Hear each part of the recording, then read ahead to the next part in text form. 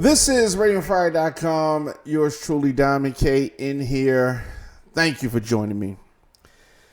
Well, broadcasting from the Radioonfire studios here in Baltimore, Maryland. And we talked about it yesterday. The interview with Jussie on Good Morning America. So this went down, and a very capable interviewer in Robin Roberts. So I knew that he was going to be exposed if he was not telling the truth.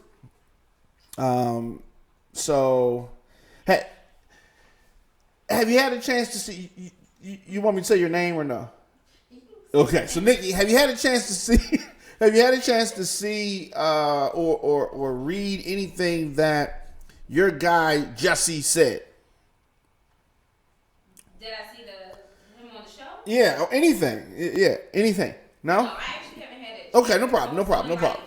Yeah, I will enlighten you. Okay, so Jussie, who is from the TV show Empire, and coincidentally, he plays a gay singer who has substance abuse problems on Empire.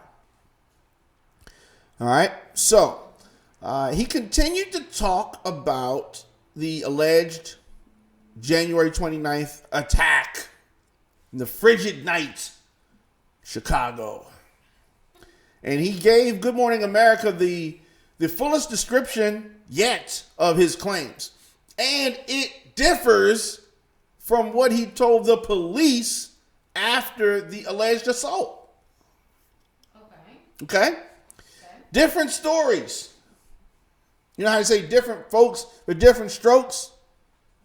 Or different strokes for different folks? He did different strokes for the same folk. Same guy, different story. So he continued to talk about it, right? And it's very frustrating. So after all this, the two assailants simply ran away. He ran away. That's what he says. So no, I'm just okay. So I don't even know where to start with him, but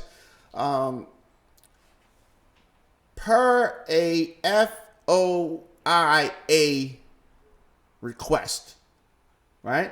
Freedom of Information Act request. Okay. We have the police report. Now, based on the interview, he said that at 2:42 a.m. on the night of the attack, which doesn't align with the story that he's gave today. Now he said that in the report, both attackers, males, dressed in black, one had a black ski mask covering his face, appeared simultaneously with the other guy, and they both began their verbal abuse. There was no delay between when Jussie became aware of the first and the second attacker. Simultaneous, aka same time, man. Says the report, two unknown males approached him and gained his attention by yelling verbatim, "Empire," redacted, redacted. Those words being redacted were racial and homophobic slurs. So it said, "Empire, faggot, nigger." Those words, okay? The attackers proceeded to batter the victim about the face with their hands and pouring an unknown substance, chemical substance, on him, staining his clothing. There was no mention of being kicked in the back. There was no mention of him fighting back. There's no mention of him saying anything. Okay? Now, after this, the two assailants simply ran away, and a shaken Jussie realized that there was a rope around his neck. Now, police have said that there is only a 60-second gap in the surveillance footage between an image of Jussie with no rope around his neck and an image of him with a rope around his neck. Okay. Now, let's get to what he said to Robin Roberts. Okay, that's what he told the police. Okay, that's what he told the police. So, it's interesting because he said, of course, and we said yesterday, we said about the truth. The truth, damn it. Yes, the truth. Okay?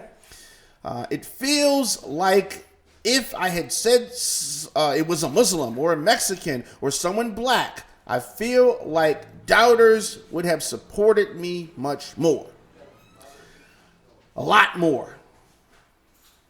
And that says a lot about the place where we are in the country right now. For me, the main thing was the idea that somehow I switched up my story, Jussie said. And that maybe I added a little extra trinket, the MAGA thing. I didn't add anything like that. They called me a faggot, he said, and they called me a nigger. There is no way you can cut that. I didn't need some MAGA hat as a cherry on top of this racist Sunday. This is what Jussie said. Okay? He's so dramatic, right? He's so... He's an actor. He let me say this. He acts in shows. I don't know how good of an actor he is because this is terrible acting right here. Terrible acting. All right. So, as I said, he refused to turn his phone over to the police. He did give them a heavily redacted phone record. He said, Jussie, they wanted me to give my phone to the tech for 3 to 4 hours. I'm sorry, but I'm not going to do that, Jussie said. Because I have private pictures and videos and numbers, my partner's number, my family number, my castmates' number, my friends' numbers, my private emails, my private songs, and my private voice memos. But I understand that. You understand what? Trying to tell you that he's private. I don't care. Hey, did you hear that they actually found some people in the area? Yeah, there are people in the area of Chicago. You're absolutely right. That fit the description. Somebody wearing black? Of course. That fit the description that Jussie gave. Of course. He said it was some guys wearing black. Of course. He said it was some white guys wearing black. I'm sure in Chicago there are plenty of white guys who happen to have on black. Wow. Yes, I'm absolutely sure. How this all pans out. It doesn't, and so Chicago police were working on the case, not to mention FBI agents investigating the hateful letter that was sent to him a week before the alleged assault. It is possible that the matter will simply fizz out with no definitive truth being established, truth being the key word here. Police have been canvassing stores for images of the purchase of a white rope similar to the one recovered on Jussie. Now, real quick before we get out of here, he told Good Morning America that his manager, Brandon Moore, during the attack was on the phone. The phone was in his pocket and it fell to the ground during this scuffle, this alleged scuffle, right? I don't know about this. So I don't know about none of it. Okay. Oh my goodness. I don't know about none of it. So, it's very strange that this would have happened with no evidence of it, like no evidence at all. I do agree. I Okay. agree with that. He told Good Morning America he saw where they ran. How does he know this now? He didn't tell the police. He said, I don't know where they went. I don't know. He said he didn't know. All right. Yeah. So. I kind of find that hard to believe because if you're Yeah, Now, alleged attack. Alleged attack. Yeah. I don't think you're concentrating on where the people are running. Now that I don't think he's making that. I think he's making that up. Now he told Good Morning America that he offered the police the following distinguishing features of his alleged assailants: body description of the eyes, the bridge of the nose of the first attacker. However, this is not reflected on the police report. And he also left the rope around his neck calmly as he walked home.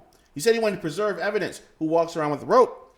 He was in his right mind at that time. Yeah, okay. That's fair. He was disillusioned. He went into his apartment building, past security, did not tell the security personnel at the front he had been attacked, waited 40 minutes before his manager called the police. Why the delay? He says, we live in a society where as a gay man, you somehow are considered weak. I am not weak. We as a people are not weak. Why are you trying to lump other people in it? Like, stay in your own, whatever. What does weakness have to do with this? A person who is attacked, especially if it's a hate crime, has a duty to society to report the attack immediately. Why did it take 40 minutes? I don't know. I just want to know. We're going to have to revisit this because I feel that the truth will eventually come out. It's not out yet. I agree. Yeah, it's not out yet. He said that he was sure that the two individuals police call person of interest that they're saying are these homeless people that appear in this grainy video. He said those are the guys that attacked him. He says no doubt in his mind. He never had any doubt. And so the police have them on video. So okay. Yeah. So we're gonna keep we'll figure this out. So all right. Hang in there, Jussie. Yeah. Hang in there, Jussie. Yeah. Get your lies straight.